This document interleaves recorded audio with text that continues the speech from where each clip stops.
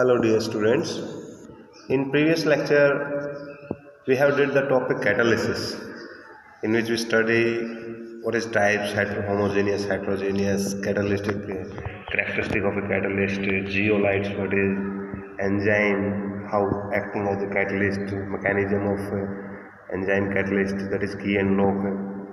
Now today's lecture main topic is our regarding colloids. So what is colloids? You have done the second chapter. In second chapter you have done solution. Okay, and solution is a homogeneous mixture. Solution is a homogeneous mixture. And you know that if we mix sand into water, it will form what? Suspension. But you know that sand plus, or you can say suspension, is not stable. After some times particle get settled down. So these are, suspension is a unstable thing. Okay. Now beside these solution and suspension, there is another kind of a system that is known as colloids. Colloids you can define as a heterogeneous. Mixture is heterogeneous. Mean to say this solution is homogeneous, this is also heterogeneous. Colloids is also heterogeneous. Colloids is a heterogeneous mixture. Then what is the difference between suspension and colloids? It is actually depends on the size of the particles. Okay, colloids is a different different kind of heterogeneous mixture which is stable. Suspension is unstable, colloids is a stable. That is the difference basic between the suspension and colloids. But you can mainly distinguish the colloids on the basis of a size particle. So colloid is a heterogeneous mixture in which size of particles is between 1 to 1000 nanometer. Okay, and in this two phases are involved. Two phases. One is known as a dispersed phase, mean to say whose particles is dissolved, or you can say solute particles in terms of what the role playing solute in a solution. Okay, the same role played by the dispersed phase into colloids. Okay, in case of solute what role playing? The same role is playing by the dispersed phase in the colloids, and the another phase is dispersed medium. Dispersed medium, mean to say it's a mixture, but dispersed phase and dispersed medium particle size, either of one particle size is between 1 to 1000 nanometer.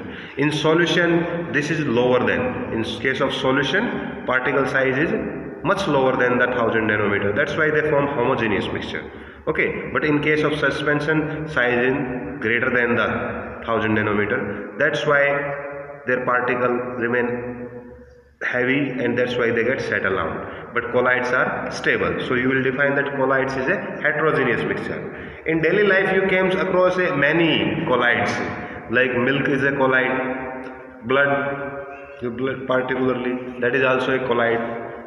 Toothpaste you see, that is also a colloid. We will discuss later then. First of all, you must understand what do you mean by the colloid. So colloid is a heterogeneous mixture in which dispersed phase is mixed with the dispersed medium particle, and in which size of particle is between 1 to 1000 nanometer. That is the exact definition for the colloids particle. Okay. Further in this chapter we will discuss this particular topic in detail particularly. Okay. First off, what is classification of colloids? How will you classify? So classification of colloids. You have to study three types of classification for colloids. What kind? First is on the basis of physical state. What is the physical state of a dispersed phase and dispersed medium? On that basis you have to classify the colloids. The second is on the basis of interaction forces. interaction, sorry, on the basis of interaction forces between dispersed phase and dispersed medium. The third classification is on the basis of a size of a, or you can say nature of particles. So three kind of classification you have to study on the basis of colloids, that how you can classify. So on three bases you can classify colloids. Okay, we will study one by one. Okay, today in today's lecture we will study about these two. Third we will do in later. Okay, next lecture. So let's talk about the first one. That is the classification based on physical state of dispersed phase and dispersed medium. Suppose this is dispersed phase, this is dispersed medium. So if a dispersed phase in solid condition and that is mixed in solid, you must have to pay attention, then either one of them should have size particles between 1 to 1000 nanometer. In that case only it is termed as colloids. So this is known as sol particularly. Okay, or you can call them solid sol. Okay, this is your colloid. Okay, like alloys you form particularly. Okay, that is solid mixed with the solid. These are particular colloids. Now the second one, in this liquid is dissolved in solid. Your dispersed medium remains solid and liquid is dissolved in. That is particularly your paste, you can say. Okay, toothpaste, or you can call them gels, in which liquid is in lesser amount, however. Okay, in next case gas is dissolved in solid. That is termed as aerosol. Okay, like foam. Okay, these substances are, these are the examples particularly. So in this manner, 8 kind of colloids are possible. 8 kind. I am writing down further. Which one? This is become liquids. This becomes solid. Okay, solid is suspended into liquids particularly. Okay, in for examples you can take solid dissolved in like a metal ions particularly, dissolved in any kind of solvent. You can extract water, benzene. Okay, these are the example for solid into liquid. Another liquid is involved in liquid. This particularly is known as emulsion. Okay, it is quite of importance, this one. So if liquid is dissolved in liquid, that is known emulsion. Particular example is milk. Okay, this will can become gaseous and in this remain as it is in liquid condition. Okay, this is particularly also, these are known as emulsions. So this is known as liquid sol particularly, you can call it. And the example for gases dissolved in liquid, you can explain that aquatic life particularly, in which gases, sea water particularly, in which gases are dissolved in liquid particularly. Okay, another term is, so 3 are bases on this one, 3 are bases on this one. The next case, in gas there is solid dissolved, like smoke particle. Okay, smoke particles are solid, which are in atmosphere, in air, which is gaseous. Okay, so this is termed as solid sol, or you can simply call them sol. Next one, you can dissolve liquid into gas, like water vapor dissolved in that particularly. Okay, so these are 2. Now gas dissolved in gas, this is never considered as a colloid. So that's why only 8 kinds are possible, because gas and plus gas make what kind of mixture? Homogeneous mixture. They form homogeneous mixture. Okay, that's why this is not considered as colloids. So only 8 kind of types are possible, or colloids can be classified on the basis of a physical state. Out of these, gel, sol and emulsion, these 3 are, you will see in day-to-day life a lot of things around you are particularly these kind of colloids. But out of these, particularly in this chapter, we will study about these two, sol and emulsions. We are going to study about them. Okay, these we will study that how to prepare them and such thing. But we are doing now classification, so there are 8 type of classification possible on the basis of physical state.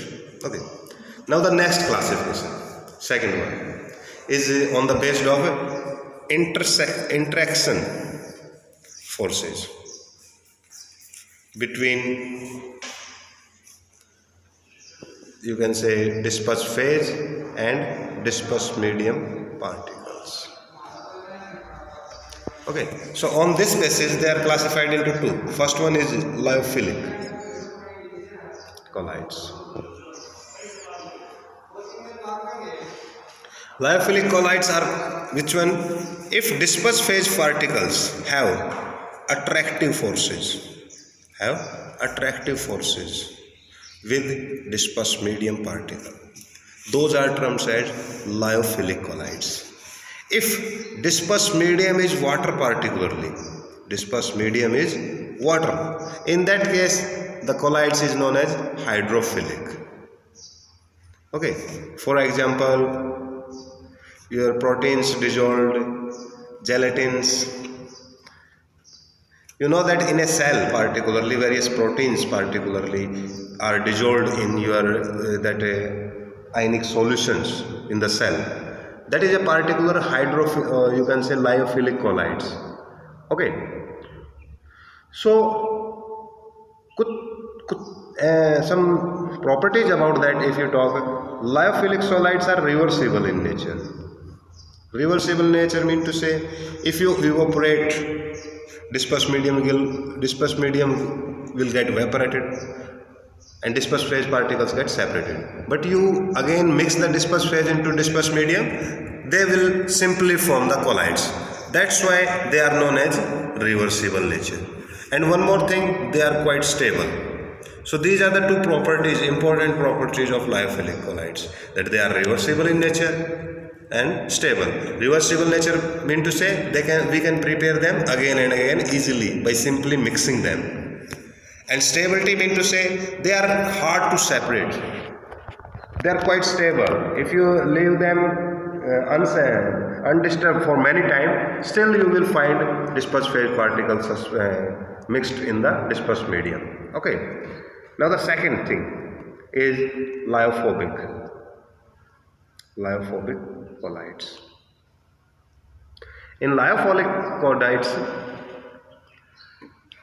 dispersed phase particles have repulsive forces. In lyophilic, attractive forces between dispersed medium and dispersed phase. But in case of lyophobic, dispersed phase particles have repulsive forces. With what? Dispersed medium particle.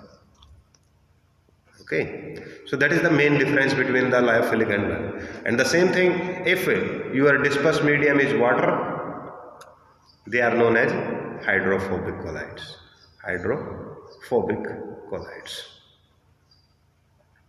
Now, for example, metal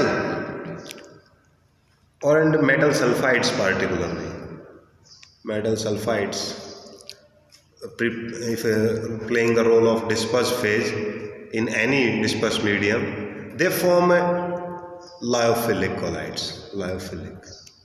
Okay, and what are the main property? They are irreversible, first thing. Why? Because once they separated, they are not easy to mix them. Okay, we cannot easily prepare them. We need some suitable methods, preparation method. We are going to discuss them further in next lectures, that how you will prepare lyophobic. Lyophilic are easy to prepare. Simply mix the dispersed phase with the dispersed medium, shake that solution, shake the system, and you will get lyophilic colloids. But in case of lyophobic, it is not possible. You cannot prepare them by simply mixing. Special methods we have to study, which we further discuss in some lectures, that how we will prepare lyophobic colloids. Okay. So once they separated, they are hard to mix again. That's why we are saying they are irreversible in nature.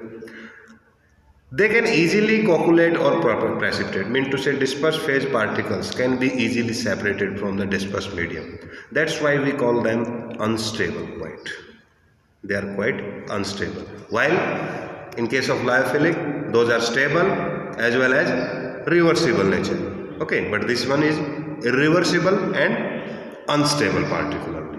Okay, so on the basis of interaction forces between dispersed phase and dispersed medium particles, only two types of collides possible, lyophobic and lyophilic collides. Okay, if forces are attractive, lyophilic; if forces are repulsive, that is termed as lyophobic particularly.